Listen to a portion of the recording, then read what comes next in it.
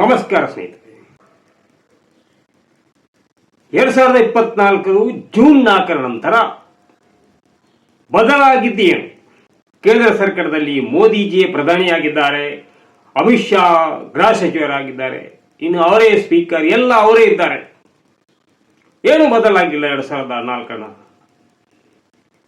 ಹೊಸ ಮೋದಿ ಸರ್ಕಾರ ಕೂಡ ಇದೆ, ಅದರಲ್ಲಿ ಏನು ಬದಲಾವಣೆ ಕೂಡ ಆಗಿಲ್ಲ ಅಂತ ಎಲ್ಲ ಹೇಳ್ತಾರೆ.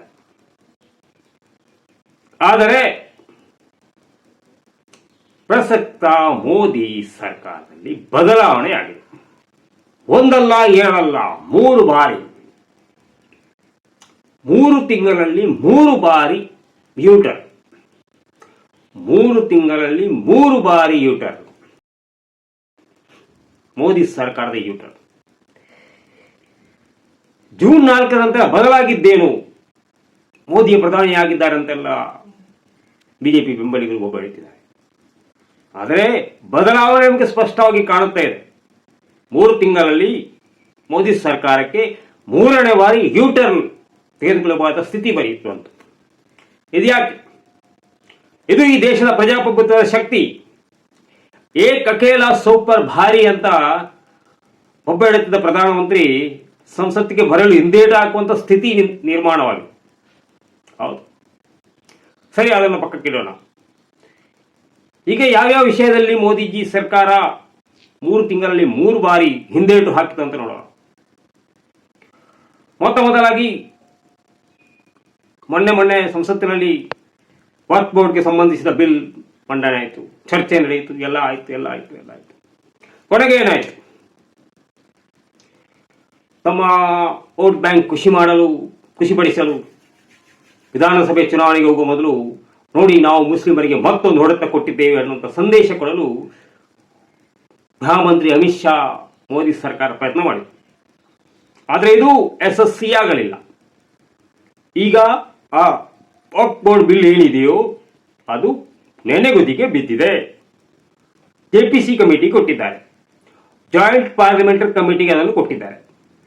ಜಾಯಿಂಟ್ ಪಾರ್ಲಿಮೆಂಟರಿ ಕಮಿಟಿಗೆ ಕೊಟ್ಟ ಬಿಲ್ ಅಷ್ಟು ಸುಲಭವಾಗಿ ಪಾಸ್ ಆದದ್ದು ನಮ್ಮ ಸಂಸದೀಯ ಇತಿಹಾಸದಲ್ಲಿ ಇಲ್ಲ. ಆದುದರಿಂದ ಈ ಬಿಲ್ ಕೂಡ ಸದ್ಯಕ್ಕೆ ಅಂತಾನೆ ಹೇಳ್ಬೋದು. ಅಕಸ್ಮಾತ್ ಬಿಲ್ ಪಾಸ್ ಆಗ್ತಿದ್ರೆ ಅದೇ ಒಂದು ಚುನಾವಣೆ ಪ್ರಚಾರದ ಅಜೆಂಡಾ ಆಗ್ತಿತ್ತು ಬಿಜೆಪಿ. ಮೊದಲನೇ ಯೂಟರ್ನ್. ಎರಡನೇ ಯೂಟರ್ನ್ ಏನಂದ್ರೆ ಬ್ರಾಡ್ಕಾಸ್ಟ್ ಬಿಲ್. ಇದೇ ಸಾಮಾಜಿಕ ಜಾಲತಾಣಗಳೆಲ್ಲ ತಮ್ಮ ಕಂಟ್ರೋಲಿಗೆ ತೆಗೆದುಕೊಳ್ಳಲು ಬಹುನಿರೀಕ್ಷಿತ ಬ್ರಾಡ್ಕಾಸ್ಟ್ ಬಿಲ್ಲು ಅಂತಂದಿತ್ತು. ಈಗ ಫೇಸ್ಬುಕ್, ಯೂಟ್ಯೂಬ್ ಮುಂತಾದ ಜಾಲತಾಣಗಳಲ್ಲಿ ಸರ್ಕಾರಕ್ಕೆ ಪ್ರಶ್ನೆ ಕೇಳಿ ಕಿರಿಕಿರಿ ಉಂಟು ಮಾಡ್ತಾರಲ್ಲ, ಅಂಥವರಿಗೆಲ್ಲೊಂದು ಕಡಿವಾಣ ಹಾಕಲಿಕ್ಕೆ, ಅವರ ಬಾಯಿ ಬಂದ್ ಮಾಡಲಿಕ್ಕೆ ಈ ಬ್ರಾಡ್ಕಾಸ್ಟ್ ಬಿಲ್ ಅಂತ ತರಲು ಹೊರಟಿದ್ರು. ಅದು ಕೂಡ ವ್ಯಾಪಕ ವಿರೋಧ, ಟೀಕೆ ವ್ಯಕ್ತವಾದ ನಂತರ ಆ ಬಿಲ್ಲನ್ನು ಈಗ ಹಿಂದೆ ತಗೊಂಡು ಸುಮ್ಮನಾಗಿ ಕೊಳ್ತು ಬಿಟ್ಟಿದ್ದಾರೆ ಮೋದಿ ಸರ್ಕಾರ. ಅದು ಕೂಡ ಎರಡನೇ ಯೂಟರ್ನ್. ಹಿಂದೆ ಈ ರೀತಿ ಆಗ್ತಿರ್ಲಿಲ್ಲ ನೋಡಿ. 2014ರಿಂದ 2024ವರೆಗೆ ಮೋದಿ ಸರ್ಕಾರ ಎಷ್ಟು ಸಂಸತ್ತಿನಲ್ಲಿ ಕಾನೂನು ಕಾಯ್ದೆ ಪಾಸ್ ಮಾಡಿತ್ತು, ಯಾವುದಕ್ಕೂ ಒಂದು ಹೆಜ್ಜೆ ಮುಂದೆಟ್ಟ ಹಿಂದೆಟ್ಟಿರಲಿಲ್ಲ. ಯಾಕೆಂದ್ರೆ ಸಂಪೂರ್ಣ ಬಹುಮತ ಇತ್ತು. ನಾನು ಮಾಡಿದ್ದೇ ಕಾನೂನು, ನಾವು ಹೇಳಿದ್ದೇ ಕಾನೂನು ಅನ್ನುವ ರೀತಿಯಲ್ಲಿ ವರ್ತಿಸ್ತಾ ಇತ್ತು. ಈಗ ಆ ರೀತಿ ಆಗೋದಿಲ್ಲ. ಇದೇ ಪ್ರಜಾಪ್ರಭುತ್ವದ ಶಕ್ತಿ. 3ನೇ ಯೂಟರ್ನ್, ಲಾಟ್ರಲ್ ಎಂಟ್ರಿ.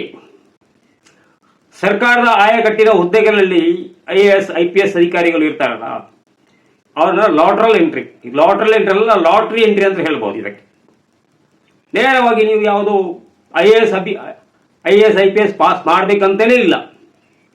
ಯಾವುದೋ ನೀವು ಖಾಸಗಿ ದೊಡ್ಡ ಅಧಿಕಾರಿ ಆಗಿದ್ರೆ ನೇರವಾಗಿ ನೀವು IAS ಅಧಿಕಾರಿ ಆಗ್ಬೋದು, IAS IPS ಅಧಿಕಾರಿ ಆಗ್ಬೋದು.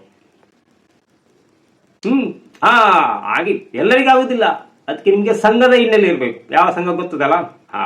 ಇನ್ನು ನೀವು ಗುಜರಾತ್ ಮೂಲವಾಗಿದ್ರೆ ಹೆಚ್ಚಿನ ಪ್ರಾಮುಖ್ಯತೆ ಸಿಗ್ತದೆ ನಿಮಗೆ.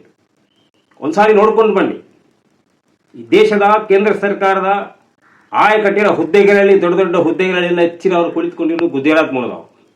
ಬಾಕಿ ಅವ್ರ ಕಣ್ಣಿಗೆ ಕಾಣುವುದಿಲ್ಲ. ಮತ್ತು RSS ಹಿನ್ನೆಲೆ ಅವರು.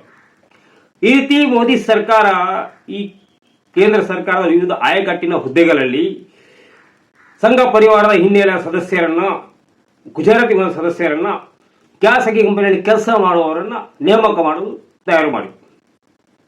ಹಿಂದೆ ಅಪರೂಪಕ್ಕೆ ಒಂದೆರಡು ಆಗ್ತಾ ಇತ್ತು. ಇದನ್ನು ಮಾಡಿದ ಈಗಲ್ಲ, 2014ರಿಂದಲೇ ಹಿಂಬಾಗಿಲಿಂದ ಮಾಡ್ತಲೇ ಇದ್ರು. ಈಗ ಹಿಂಬಾಗಿಲಿಂದ ಮಾಡಲಿಕ್ಕೆ ಆಗುದಿಲ್ವಲ್ಲ, ಅದಕ್ಕಾಗಿ ಮೊನ್ನೆ ಒಂದು ಪ್ರಕಟಣೆ ಕೊಟ್ಟಿದ್ರು. 45 ಹುದ್ದೆಗಳ ಭರ್ತಿ ಮಾಡಲಿಕ್ಕಿದೆ, ಬನ್ನಿ ಸಂದರ್ಶನಕ್ಕೆ ಅಂತ. ಅರೆ, ಇಷ್ಟು ಕಷ್ಟಪಟ್ಟು ಜನ ಓದಿರ್ತಾರೆ, IAS IPS ಪಾಸ್ ಆಗುದಂದ್ರೆ ಕೆಲವರ ಜೀವನದ ಕನಸಾಗಿರ್ತಾರೆ.